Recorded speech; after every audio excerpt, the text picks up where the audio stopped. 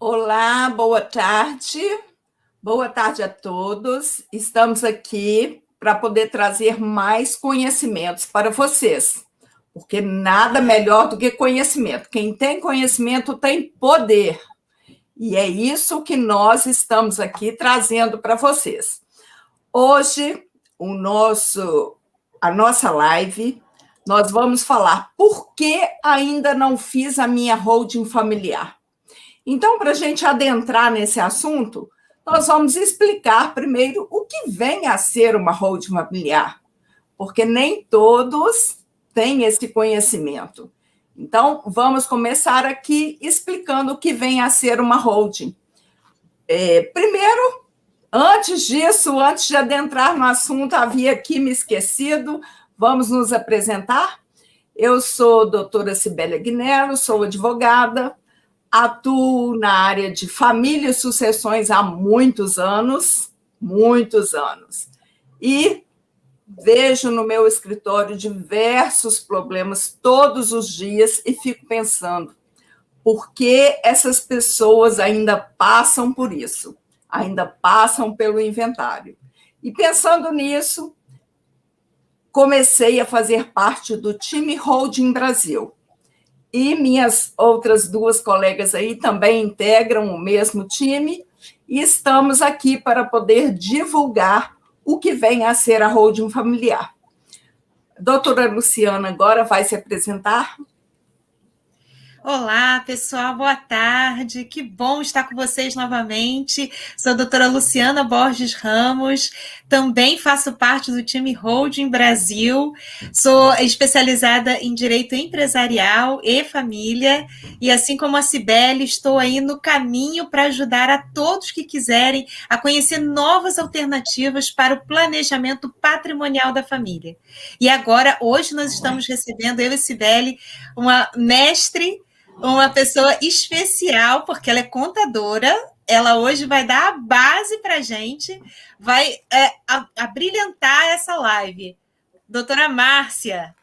Olá, eu gostaria de agradecer pelo privilégio de estar aqui com a doutora Cibele, a doutora Luciana, e para tratar desse assunto tão especial que é a holding familiar.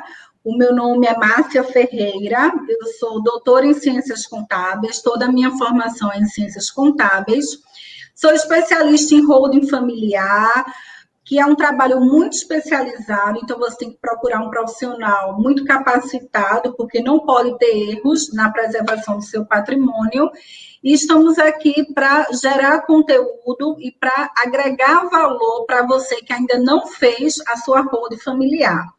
Muito obrigada e eu fico à disposição. Vamos, então, agora ao nosso assunto. O que vem a ser a holding familiar? A holding é o seguinte, é um sistema que se monta para que... Qual o objetivo desse sistema? Proteger a família, proteger os bens e proteger os filhos. Proteger os filhos em qual sentido? Para que eles não tenham que passar pelo terrível processo de inventário, para que eles não tenham que sofrer as consequências e sofrerem com a família junto, o que é o processo do inventário. Então, abre-se uma empresa, essa empresa ela terá um único objetivo: proteger o patrimônio, guardar ali dentro o patrimônio. Não será uma empresa que terá movimentação econômica e todo o patrimônio é transferido da pessoa física para a pessoa jurídica. Depois do patrimônio estar ali dentro dessa empresa, essas cotas dessa empresa são doadas aos filhos.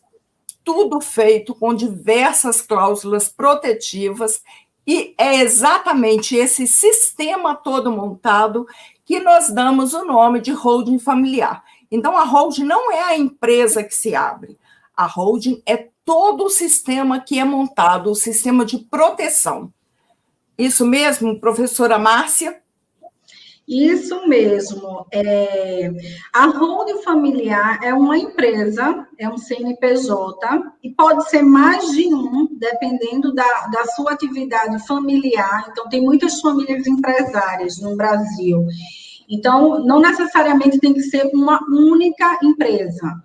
Poderia ser, como a doutora Cibele mostrou, um sistema constituído de várias empresas, onde nós vamos integralizar o capital social dessa empresa por meio do patrimônio que a família tem. Então, a ideia base da holding familiar é o seguinte: a pessoa física natural, ela morre. Então, quando ela morre, abre-se a sucessão. Uma pessoa jurídica não necessariamente precisa morrer, ela tem uma continuidade, ad eterno, infinita. Então, a ideia da holding familiar é evitar o inventário, porque, como a doutora Cibele falou, o inventário, além de todos os problemas emocionais que ele causa na família no momento de fragilidade, de sofrimento, ele também traz um problema patrimonial gigantesco, porque com o inventário se perde em torno de 30% a 40% do patrimônio. Então, isso significa dizer que nem todo o seu patrimônio será repassado aos seus herdeiros, por conta do custo do processo de inventário. E aí eu queria chamar a doutora Luciana para tratar um pouquinho desses custos, desses gastos que incidem sobre o inventário e como a holding familiar pode evitar isso. Exatamente, doutora Márcia. Os custos do inventário, eles podem ser grandes ou enormes. Por que eu falo enormes? Porque se a pessoa resolver fazer um testamento, aí a coisa vai complicar. E aí eu explico. Bom, o inventário, basicamente, ele tem 2 cartórios, que é o cartório que vai fazer o de notas, que vai fazer o inventário em si, e mais o RGI. Ele também tem um conjunto de certidões, se seu filho e sua filha for casado, esse conjunto de certidões dobra. E também o inventário, ele tem um imposto que a gente brinca aqui no time holding familiar, que é o imposto da morte. Mas o imposto mesmo, ele se chama ITCMD. É o Imposto de Transmissão, Causa, Mortes e Doação. Então, esse imposto, ele sempre acontece. Qual é o fato gerador desse imposto? O fato gerador desse imposto é quando você transmite bens, transmite riqueza para outra pessoa. Essa circunstância, ela pode ocorrer tanto na doação, por liberalidade, eu quero dar alguma coisa para alguém, então estou transmitindo riqueza para o meu filho, para o meu herdeiro, para o meu sobrinho, não importa. Ou então, por causa da morte, eu deixei de existir, então, portanto, por força de lei, aquilo que era meu vai para os meus descendentes em primeira linha, né? Porque a lei, ela prevê várias linhas de sucessão. Mas aqui a gente vai ficar com o básico, porque nosso objetivo não é juridiquês. Então, esse imposto, por exemplo, aqui no Paraná, ele é de 4%, mas a Cibele é de Minas, a doutora Márcia é de outra região também. Então, cada região aqui no Brasil, esse imposto ele vai de 4% a 8%. Mas qual é a nossa maior preocupação, o nosso maior problema? Qual é o nosso maior problema? O meu, o da doutora Cibele, o da doutora Márcia. Por que nós estamos fazendo essa live? Porque esse imposto vai mudar. Esse imposto está passando agora por uma PEC, um projeto de lei em que ele vai ser aumentado de 8%, que é hoje, e pode chegar a 27,5% para grandes fortunas. Então, com certeza, para nós que não temos grandes fortunas, para nós que estamos vendo essa live, esse imposto, com certeza, ele chega até 16% ou 20%. Então, é um aumento gigantesco e vai consumir ainda mais do patrimônio que está sendo transmitido para os seus herdeiros, né, doutora Cibele? Isso aí. Então, demos aqui uma pincelada no que seria, o que é a holding familiar, e vamos dizer agora, deixar bem claro para que ela serve. O objetivo primordial é facilitar a sucessão hereditária. Como já foi dito aí pelas colegas, o imposto do ITCMD, o imposto transmissão, causa morte e doação, hoje ele tem alíquota máxima de 8%, mas, doutora Luciana acabou de explanar aqui muito bem, estamos com previsão de aumento muito grande, mais do que o dobro. 8% está com previsão de passar para mais de 20%, 27,5%. Então, há essa urgência, porque hoje, dentro da holding, a gente consegue fazer esse pagamento de imposto de forma muito reduzida e que traz para a gente essa necessidade de demonstrar a urgência que é o sistema hoje para as famílias. Isso mesmo, professora Márcia?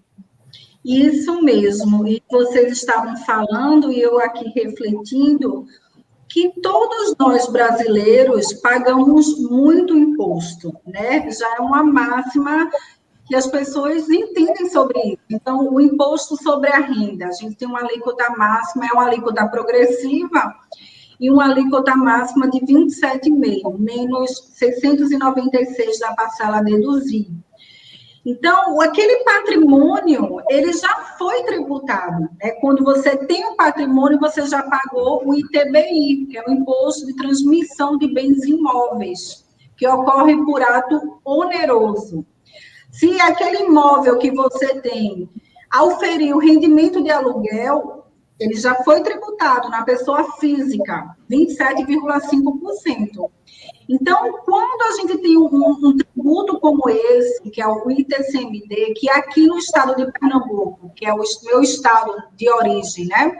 Ele é de 8%. Aliás, Pernambuco foi considerado um dos piores estados para se fazer negócios no Brasil. Infelizmente, eu falo isso, de acordo com a pesquisa agora que saiu do Banco Mundial. Então, significa dizer que você está onerando o contribuinte a mais do que ele já pagou sobre a renda. Então, 8% já é uma alíquota muito pesada. Isso porque o Estado ele não utiliza o valor histórico do bem. Ele sempre vai utilizar o valor de mercado. E, pasme, não é o valor de mercado das transações. Geralmente, o valor que ele usa como base para a tributação é um valor ainda acima, porque eles fazem alguns cálculos estatísticos e fazem essa projeção. Então, quando a gente migra para a holding familiar, a base muda, porque na holding familiar, mesmo que exista a doação das cotas aos filhos, aos herdeiros, a base não é sobre o valor do patrimônio, é sobre o valor das cotas. Contabilmente falando e tentando evitar essa linguagem mais técnica, mas é sobre o valor do patrimônio líquido. Então, a gente tem outra base de mensuração. E é por isso que, com a constituição da holding familiar, se paga menos impostos.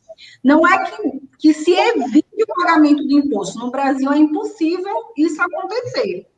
Mas existe uma redução significativa com a constituição da holding familiar. Não é isso, doutora Luciana? Exatamente isso. Então, é essa redução que a gente busca. E até vou dar uma pincelada a respeito da própria holding em si, explicando para quem está nos assistindo, quem vai nos assistir depois, o que é essa holding. A holding, como já foi falado, é uma empresa. E ela é baseada, como que ela veio para o Brasil? Ela veio com base na lei das SAs, nas leis das sociedades anônimas. É uma lei de cunho liberal, diferente do que o nosso país pratica, que é o intervencionismo. Então, no nosso país, as leis são intervencionistas, mas a lei de sociedades anônimas, ela tem um cunho liberal. E aí, a pessoa deve estar se perguntando agora, quem está nos assistindo, mas e daí? O que isso interfere na minha vida? Por que eu quero algo liberal? Porque com essa liberalidade, você pode constituir um contrato de sócios da sua holding, onde ali você vai ter cláusulas protetivas, cláusulas em que você vai organizar o seu patrimônio, que você vai dimensionar o seu patrimônio entre os seus herdeiros e até podendo chegar aos seus netos se desejar. Então, é essa liberalidade, é essa liberdade econômica que a gente busca no contrato de sócios. É diferente de você fazer um inventário. O inventário, ele segue uma normatização rígida da lei. Ele é preso. A holding não. A holding você tem que pensar que você está planejando o seu futuro, o futuro dos seus herdeiros. Então você pode sim, por exemplo, se você for um empresário, um comerciante, eu tenho um comércio e mais um ou outro bem. Para um filho eu quero deixar um bem, porque é o que ele precisa. Ele mora naquele imóvel que eu já dei para ele, mas no papel é meu. Porém, eu tenho um filho ou uma filha que é o meu braço direito na minha empresa. Então, esse herdeiro, ele já vai ficar com a empresa ao invés do outro bem. Então, olha como você consegue organizar muito melhor o seu patrimônio, diferente do que acontece no inventário. No inventário não tem essa liberdade toda. E, como eu estava dizendo, a lei de SAs, ela, através da liberdade econômica que agora estamos vivenciando, ela pode ser usada nas sociedades limitadas, nas LTDAs, que as pessoas conhecem. Quem é empresário aqui vai me entender. Então, essas empresas são mais simples. Então, você não precisa ser um grande empresário, você não precisa ter grandes fortunas para poder fazer a sua holding. Não é, Cibele? Isso aí. O que a gente não pode esquecer e deixar muito claro é, respeitando a legítima, tudo na holding é possível. Todas as formas que o titular do patrimônio quiser deixar para seus filhos, desde que respeite a legítima, é possível e é muito viável fazer todo esse estudo, todo esse complexo para trazer dentro do sistema essa divisão da forma como o titular do patrimônio deseja. É muito importante agora que a gente apresentar para vocês, antes da gente entrar aí no porquê não fiz a minha holding ainda, vamos falar aqui dos 3 grupos que a gente, no time Holding Brasil, a gente diz sempre assim, as pessoas todas, elas se dividem em 3 grupos. O que seria isso? Esses 3 grupos, eles seriam, primeiro, a gente diz o grupo dos ignorantes, mas não no sentido pejorativo da palavra, é no sentido de ignorante porque desconhece ainda o tema. Eles não têm ainda o conhecimento necessário do que vem a ser o sistema de holding familiar, para então poder resolver, poder tomar a decisão se seria ou não aplicável à sua família.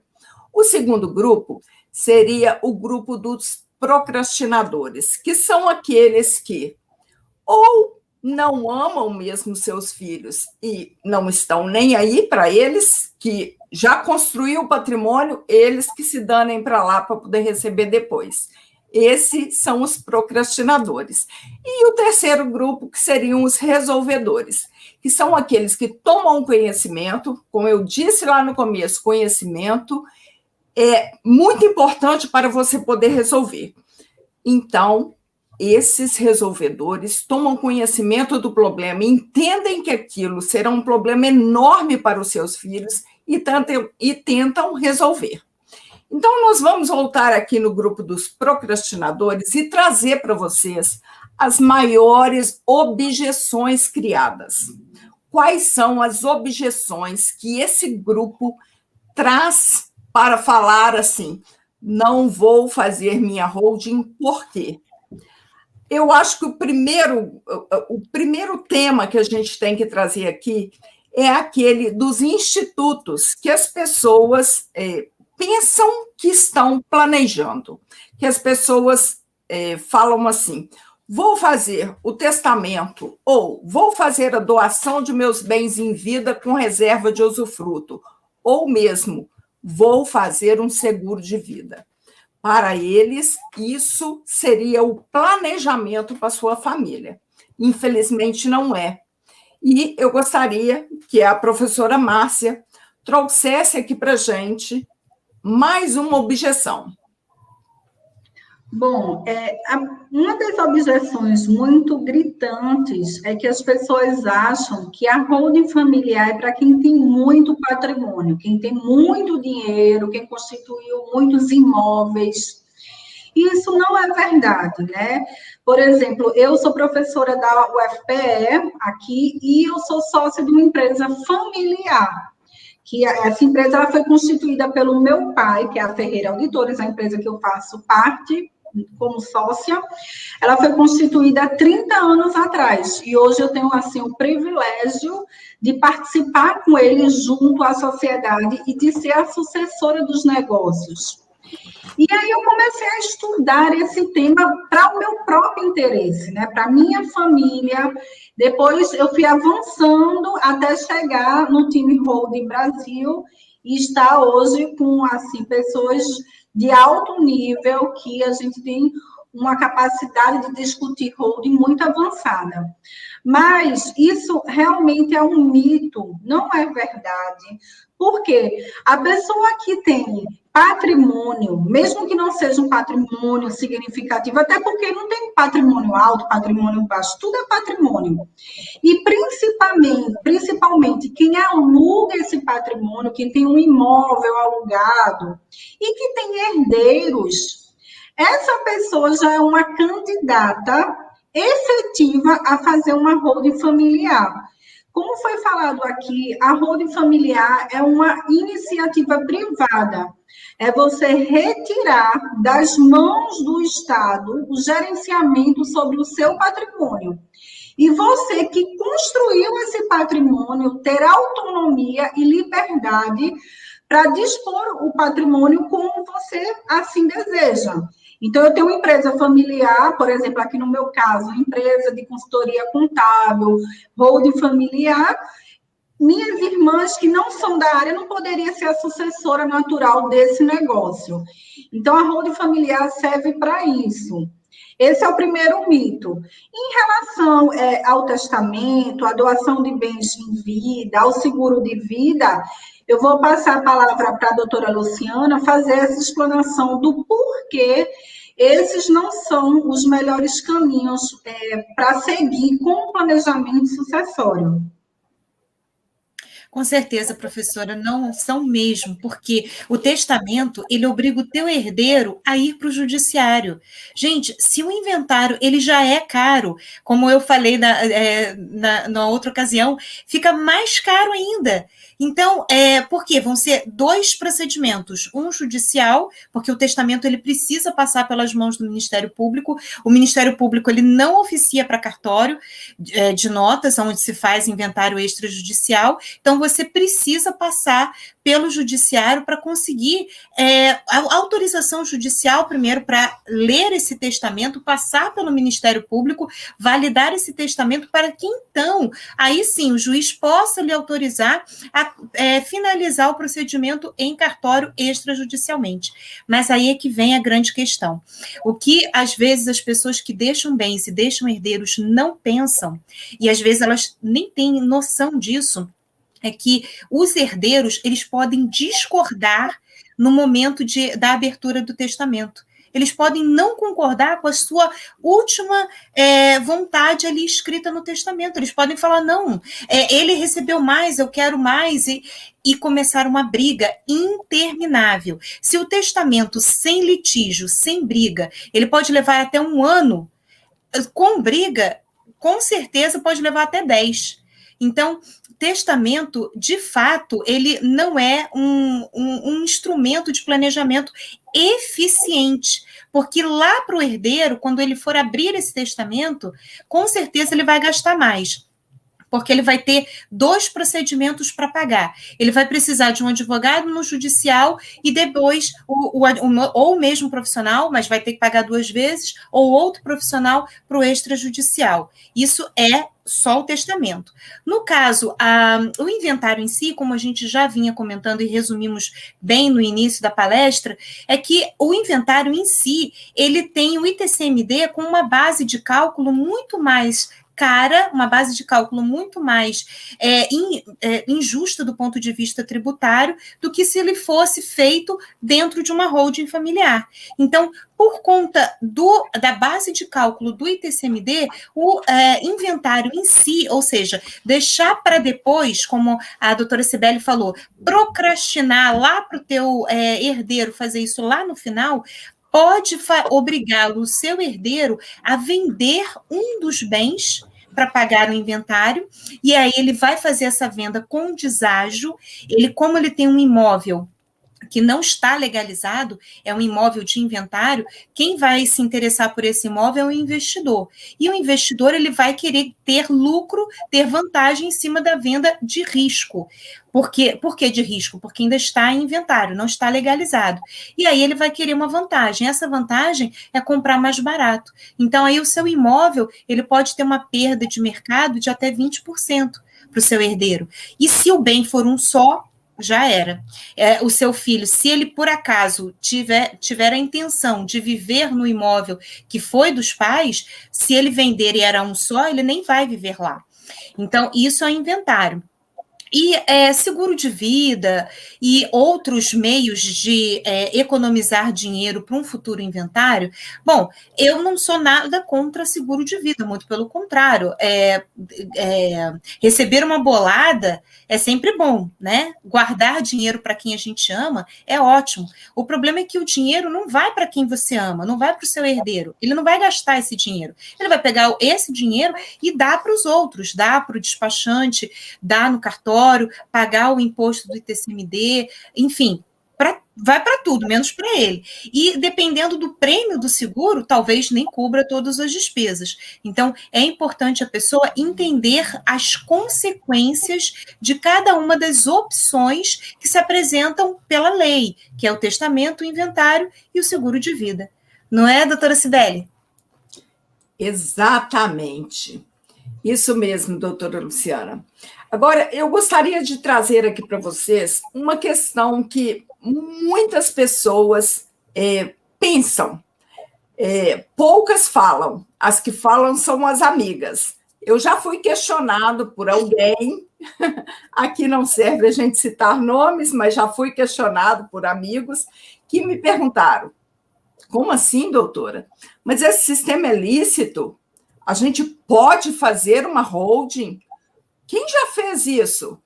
Eu não conheço amigo nenhum meu que tenha holding. Como que eu vou fazer uma coisa dessa? Pois é aí que está. Os brasileiros, nós brasileiros, deixa eu me incluir aí também. Enquanto eu não conhecia realmente, não peguei o sistema para estudar, para ter ciência de tudo que está por trás, de todos os institutos, de todas as cláusulas, eu também cheguei a pensar se esse sistema era mesmo lícito. E posso trazer aqui para vocês agora, sentar e dizer tranquilamente, é um sistema lícito. E vou dizer mais, vou dizer um pouquinho mais.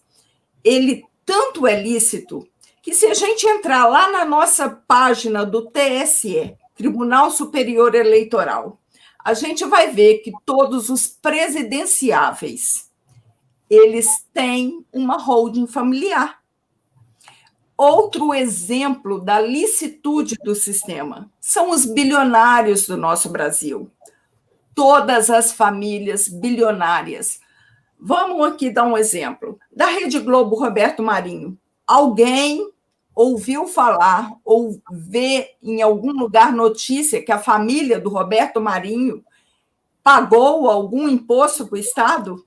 De forma alguma. Não só ele. O dono da construtora Norberto Odebrecht também, zero de imposto para o Estado.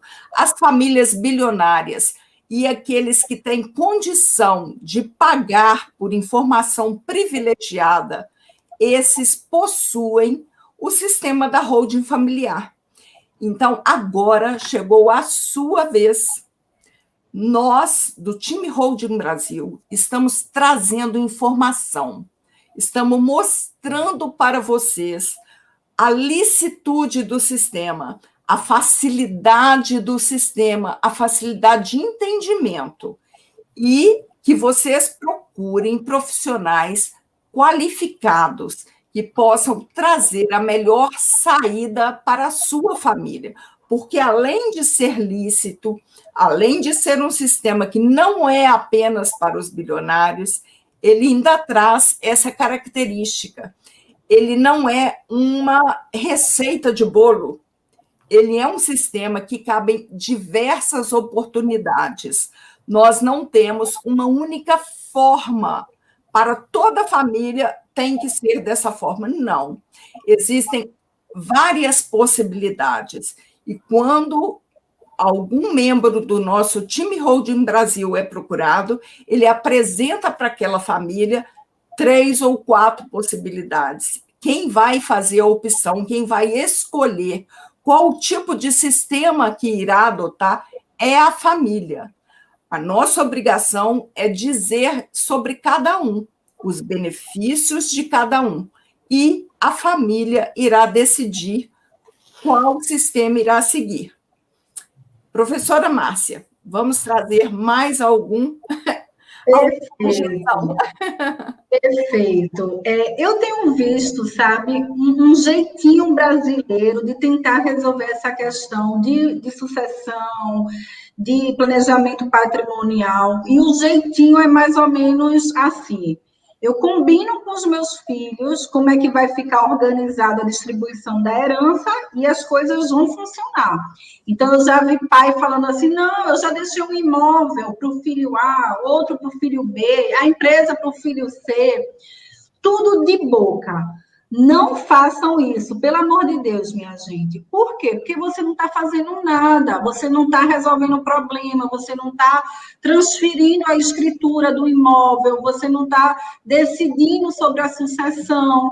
Então, não funciona. Vai ser pior, vai gerar mais briga e vai ser mais caro. A própria doação de bens, que foi falado aqui, é cara. E ela tem um risco muito grande de não mais reverter para quem construiu esse patrimônio.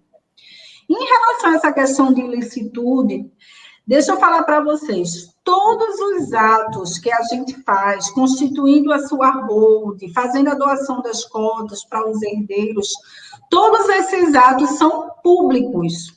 Então, quando a gente constitui uma empresa, a gente dá ciência junto ao fisco municipal, estadual e federal de que aquela empresa está sendo constituída. A gente faz até um documento de viabilidade para que o fisco aceite a constituição de um determinado objeto social. Então, hoje a gente tem uma rede integrada de constituição de empresas e de comunicação entre o fisco estadual, municipal e federal. Toda vez que a gente faz alteração contratual, o fisco sabe também, por meio das juntas comerciais. Então, a gente não está fazendo nada obscuro, debaixo do pano, pelo contrário, nem um jeitinho, como, infelizmente, alguns pais tentam fazer com seus filhos. Isso é um processo empresarial, societário, que envolve direito, contabilidade, é um trabalho interdisciplinar e que é feito dentro da legalidade, dentro das nuances que o próprio fisco exige. Tanto que depois da empresa constituída, a gente tem que comunicar todas as movimentações ou nenhuma movimentação. Veja que nível de controle a gente tem no Brasil. Você tem uma holding que não tem movimentação alguma. Até isso tem que ser comunicado ao fisco, que a holding não teve movimentação. Então, tudo é exposto de forma pública e eu posso garantir a vocês que não existe ilicitude. Existe, sim, um sistema inteligente de planejamento sucessório e de planejamento patrimonial. Não é isso, doutora Luciana? Com certeza, professora Márcia. Então, por isso, a gente pode confiar e também, principalmente porque ele tem a base legal do direito civil.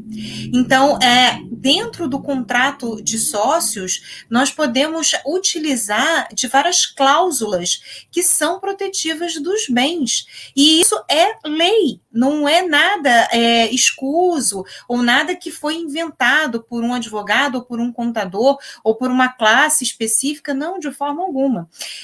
Cláusulas protetivas dentro do contrato, elas vão cumprir o papel de organizar de forma escrita, como a professora Márcia muito bem lembrou.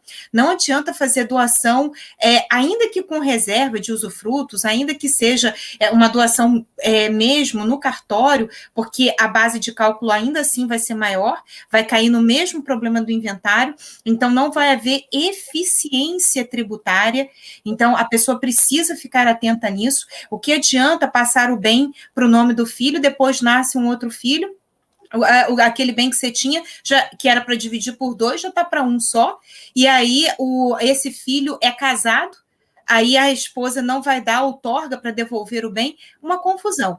Há sim, dentro da holding, a doação das cotas, mas essa doação ela é inteligente. E aí é que entra as cláusulas protetivas dentro da holding. Como a holding ela é toda escrita por um contrato de sócios, aquele instituidor da herança, ou seja, aquela pessoa que era dona dos bens, ela continua na administração dos seus bens. Essa doação de cotas, ela só vai se aperfeiçoar, ou seja, ela só vai ser, na realidade, ela só vai ocorrer quando a pessoa, infelizmente, não estiver mais aqui conosco.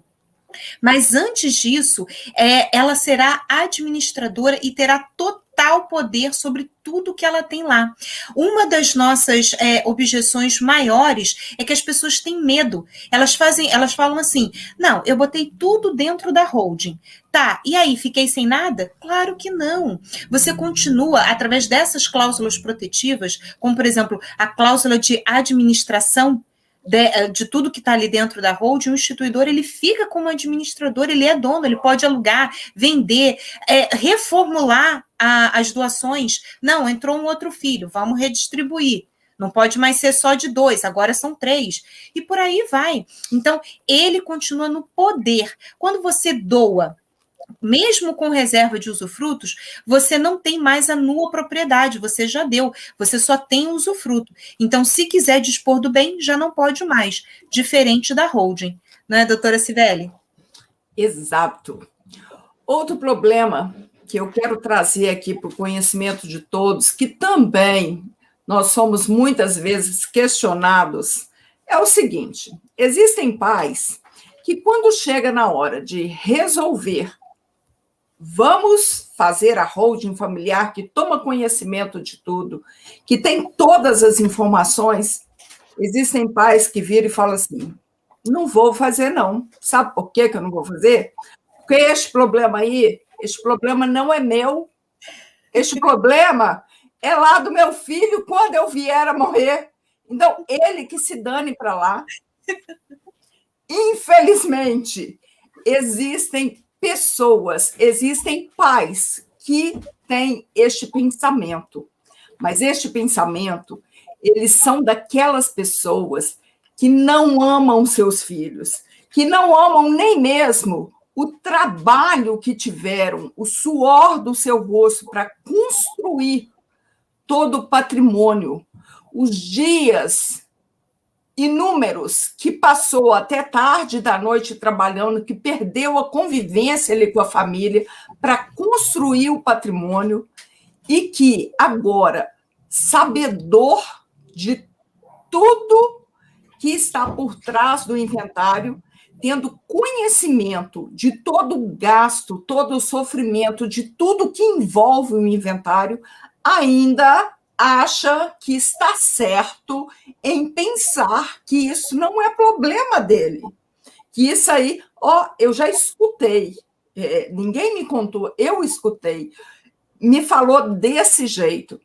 Eu já fiz minha parte. Trabalhei, deixei meu patrimônio aí. Estou deixando o patrimônio para os meus filhos.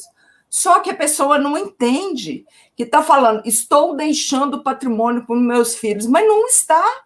Vai chegar na mão dos filhos, dos herdeiros, quase a metade daquilo, porque de 30% a 40% irá se perder, de 30% a 40% vai pagar cartório, vai pagar ITCMD, que é o Imposto de Transmissão, Causa, Morte e Doação, dito Imposto da Morte ou Imposto sobre Herança, vai pagar honorário de advogado, que cada estado tem a sua tabelinha da Ordem dos Advogados, que é obrigado a seguir. Vou falar aqui de Minas, as colegas podem até falar dos estados aí delas.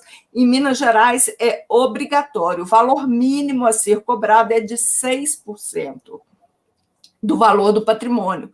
Então, eu gostaria de deixar aqui muito claro, esse problema não é dos filhos, esse problema é seu também. Por quê? Porque é o seu suor, é o seu trabalho, é o seu tempo, é o seu patrimônio que você está lutando para construir, para deixar a metade, um pouquinho mais da metade para o seu filho, porque a outra metade tem outra destinação que você já tomou conhecimento. Estado, cartório, advogado e outras contas a mais chegando na mão do seu herdeiro, do seu filho, apenas a metade. Vamos a uma outra objeção, doutora Márcia? Vamos lá. Perfeito.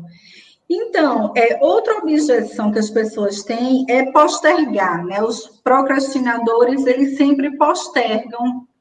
Sabem que a holding familiar é interessante, com o uso da internet está cada vez mais popularizada, mas postergam, porque, no fundo, as pessoas acham que serão eternos, que não vão morrer. Isso não é verdade, né? Todo mundo sabe que a data final da nossa vida não está no nosso controle. Pode ser amanhã, pode ser daqui a um mês, daqui a 50, 60 anos. Então, qual é o problema da postergação? É a possibilidade real do aumento do ITCMD. O governo está discutindo a reforma tributária e ele sabe, tem consciência disso, que não tem mais como mexer nos tributos sobre a renda. E ele vai recorrer aos tributos sobre o patrimônio, incluído aí o ITCMD. E as pessoas me perguntam muito, e tem isso até como objeção. Eu vou abrir uma empresa, um CNPJ, vai sair da titularidade do CPF para um CNPJ, e eu vou precisar ter contador, ou vou precisar ter contabilidade, ter um custo mensal. Essa é uma objeção constante que nós escutamos aqui no escritório. Vejam só, pessoal, toda empresa precisa de um contador, né, para fazer pelo menos as comunicações perante o fisco, tá? O que eu defendo e o que eu sempre falo é, se você tem uma empresa que não tem movimento, como no caso de uma holding que só serve para guardar os seus bens, existe uma possibilidade do contador ele te cobrar de forma anual. Então, por exemplo, aqui no escritório, nós somos especializados em holding familiar, na consultoria societária, e essa comunicação para o fisco, ela não deve gerar um custo muito grande no seu bolso, não pode gerar, porque você está comunicando ao fisco que a empresa não teve movimento. Tem que fazer algumas declarações acessórias? Tem, mas sem movimento. Então, não é correto, no meu ponto de vista, que o contador ele cobre um custo de manutenção igual a uma empresa que tem movimento, que tem funcionários, que vai apurar resultado, vai fechar balanço, para uma empresa que vai ser sem movimento, que vai ter que fechar o balanço, as demonstrações contábeis uma vez ao ano, mas que no máximo ali ela vai ter uma depreciação, tá? Então, assim, aqui, por exemplo, a gente dá garantia de 3 meses de contabilidade de graça, inclusos no valor da holding familiar. Por quê? Porque a gente sabe que essa contabilidade, porque quando a gente fala em contabilidade, é um termo muito genérico no Brasil. Infelizmente, é um termo ainda muito abrangente. Contabilidade, a gente tem que saber se é transmissão de declarações acessórias, que essa não deve te consumir muito. Por quê? Porque você não vai assumir o benefício. Quem vai assumir o benefício é o Estado, que está recebendo a informação. Ele faz com que o contador trabalhe para ele, mas quem paga o contador é o empresário. É estranha essa relação. Enfim, mas a gente vai ter aí uma contabilidade que seja consultiva, que realmente vai gerar informação. Então, você quer vender um imóvel na holding, como é que a gente vende? Ou você quer desfazer uma parte da holding, tirar o patrimônio, qual é a melhor forma? Aí sim, aí a gente pode ter um contrato de manutenção variável para você tomar essas decisões esporádicas e ter o apoio de um profissional contábil. Então, resumindo a história, para ficar claro, vai ter uma manutenção, sim, porque um CNPJ precisa ser mantido, senão vai gerar multa, e a multa do governo é pesada. Porém, mesmo que você pague uma manutenção anual, esse gasto vai ser infinitamente menor do que o custo do inventário. E procure um profissional contábil que você explique e que ele tenha essa ciência que a sua empresa vai ser uma empresa sem manutenção. Aliás, desculpa, sem movimentação. E aí o custo da manutenção vai cair de forma significativa. Acho que deu para esclarecer, assim, né? Deu para... Com certeza. Doutora Luciana, alguma consideração de objeções que queira trazer aqui para a gente? Nossa live já está terminando, né? Já estamos chegando ao fim. Infelizmente, tudo que é bom dura pouco. Então, só lembrando, né? Novamente, eu estou batendo nessa tecla porque é uma objeção que vem muito para mim, da pessoa ter medo, exatamente como a professora Márcia estava ensinando. Tirei os bens do meu nome, pessoa física, porque eu vou morrer, e passei os bens para a holding. Eu tenho controle, eu tenho proteção, existe organização disso? Existe organização disso. Mais à frente a gente pode fazer outras lives a respeito disso, mas as cláusulas principais são inalienável, perdão, saiu, inalienável, empenhorável, empenhorabilidade e a cláusula de administração permanente do usufrutuário. Eu gosto muito de falar dessa cláusula. A cláusula de não alienar é aquela cláusula em que as cotas elas são transferidas para os seus herdeiros, e aí você pensa, ele vai vender tudo. Ele vai vender tudo que eu botei ali. Não, ele não vai vender tudo porque elas estão gravadas com a não alienação. Ele não pode vender. Por quê? Porque o instituidor da herança ainda está vivo. E depois? Depois sim. Depois, cada filho que tem suas cotas, eles vão poder administrar da forma que bem entenderem. Empenhorabilidade, isso é muito importante. Por quê? Aquelas pessoas que têm negócios, aquelas pessoas que podem vir a ser processadas, seja por uma divisão de divórcio, seja processos trabalhistas ou qualquer outra questão executória, se a holding for feita de forma prévia, não para lesar terceiros, mas prévia, antes que qualquer coisa como essa aconteça, essa cláusula protege os bens da sua família. Olha que maravilha, não é bom? Mas você tem que fazer isso antes, porque a jurisprudência ela não vai proteger essa cláusula de não penhora, caso você faça isso depois que você já está sendo executado por uma causa trabalhista ou uma divisão de bens por força de casamento, de divórcio ou outra coisa nesse sentido. Então, fique atento quanto a isso. Por isso que a gente bate muito na questão de procrastinar. Procrastinar te faz você viver uma situação em que você poderia ter evitado, mas aí já é tarde demais. E o teu bem já está lá na frente para pagar. E se você for um empresário e sofrer prejuízos e houver desconsideração da personalidade jurídica, o teu bem, que está lá dentro da holding, e ele tem essa cláusula protetiva, ele não será penhorado, porque ele é um bem que não está no nome nem no seu nome, nem na sua empresa de atividade. Ele está dentro de um cofre.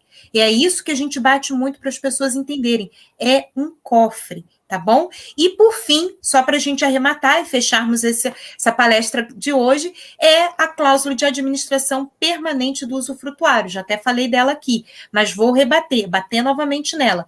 Enquanto você for vivo, você que vai instituir a herança, você que trabalhou, suou, botou lá dentro da holding, tirou do seu CPF e botou no CNPJ, quem administra é você. Você é o dono. Os seus filhos vão receber tudo? Vão. Mas quando você não estiver mais aqui e não vão pagar o imposto do ITCMD. Então, o controle é todo seu. Você vai poder reestruturar se tiver outros filhos, se não, vai poder administrar e dividir, respeitando a legítima, como a doutora Cibele falou, respeitando a legítima, você vai poder redimensionar os bens para os seus filhos, como a professora Márcia também deu exemplo da própria família dela, em que ela é a contadora, mas as irmãs não são. Então, o patrimônio ele foi redistribuído para privilegiar cada filho de acordo com as suas peculiaridades. Então, todas essas possibilidades, você, administrador, tem total controle de decisão. E nós aqui do time Holding Brasil estamos com você para te orientar em tudo que você precisar. Pode contar conosco. Muito obrigada, gente. Exatamente. Eu só quero pegar um gancho aqui na doutora Luciana, no que ela explanou aqui para a gente, e deixar apenas um detalhe. A holding, ela não blinda o patrimônio. A holding protege o patrimônio. Então, tem que ficar muito claro que se você está interessando pelo sistema, porque você tem patrimônio que foi constituído de maneira duvidosa, de maneira que não tem como provar ao fisco, que não tem como provar ao governo de onde veio o lastro daquele dinheiro, você não precisa procurar pela holding familiar, porque ela não irá te atender. É muito importante deixar isso aqui bem claro, porque existem pessoas que, infelizmente, procuram o time Holding Brasil para poder manipular, para poder esconder, para poder fazer coisas indevidas. E não é o caso. Nós, do time Holding Brasil, estamos, sim, à disposição para poder explicar para você que suou a vida inteira, para você que tem um patrimônio que foi construído de forma lícita, com lastro, não é mesmo, professora Márcia, que é a nossa doutora em contabilidade? Temos de ter lastro. Sendo constituído de forma escusa, não é você, nosso cliente de holding. Vamos agora fazer nossas considerações finais, porque já estamos quase chegando a 1 hora, e estou aqui à disposição, com certeza, as duas colegas também, para poder esclarecer todas as dúvidas e trazer mais e mais conhecimento sempre a respeito da proteção patrimonial da família. Me coloco à disposição. E agora, considerações aí da nossa doutora Márcia. Eu gostaria, assim, de concluir falando para você que nos assiste ou que irá nos assistir, que a holding, ela tem 3 propósitos, para mim, muito bem definidos, que é sucessão, eficiência tributária e proteção patrimonial, como as colegas estavam comentando aqui. Então, desses 3, para mim, o mais importante é o da sucessão. É você ter a possibilidade de gerar paz entre os seus herdeiros, sabe? De você ter aqueles filhos que tem algum problema, né? Geralmente Deus faz os filhos muito diferentes, né? Eu já sou mãe, todas nós aqui, e aí, com o patrimônio, essas diferenças podem ficar acirradas. Então, quantos anos alguns filhos passam sem se falar com os pais, nem os irmãos, por conta de patrimônio? Então, a holding, ela vai gerar paz. Além disso, ela gera a eficiência tributária e a proteção. E concluir que a gente está num bom momento no Brasil em relação à liberdade econômica, né? Foi até promulgada agora em 2019 a Lei de Liberdade Econômica, que traz a possibilidade de proteção patrimonial e coloca de forma explícita que é lícito fazer essa proteção. Então, a gente está num momento propício por conta da liberdade econômica, mas está num momento delicado por conta que o Estado brasileiro está completamente falido. Eu estava mostrando aos meus alunos o balanço da União, e o Estado, se fosse uma empresa, seria uma empresa que fecharia imediatamente, porque ele tem muito mais obrigação do que valores a receber. Então, assim, o Estado tem que se capitalizar, e a forma que ele tem que se capitalizar, infelizmente, será aumentando os tributos no Brasil. Então, meu Instagram aqui é @prof.marciaferreira, se vocês tiverem alguma dúvida. Agradeço demais, assim, para mim foi uma experiência grande, uma aula de conteúdo de elevadíssimo nível. E um grande abraço, amem suas famílias, porque ela sim é o nosso maior patrimônio. Doutora Luciana, para suas considerações. Gente, é sempre um prazer, foi maravilhoso, muito obrigada pelo convite, quero conversar com vocês ao vivo mais vezes, só pude acrescentar para mim, pessoa, e eu gostaria muito que isso também fosse para quem vai nos ouvir ou que já está nos ouvindo. Então, por favor, abrem suas mentes, vejam mais informação, busquem essa informação, não fiquem presos. A lei permite, a lei é viável, estamos aqui mostrando isso. Então, se quiser, nos procure e apresente suas dúvidas que vamos esclarecer com certeza. O time Holding Brasil está aqui para isso. Muito obrigada, Cibele, muito obrigada, Márcia. Foi um prazer, vocês estão no meu coração. Muito obrigada. Ok, então assim encerramos aqui nossa live e até a próxima. Até. Até.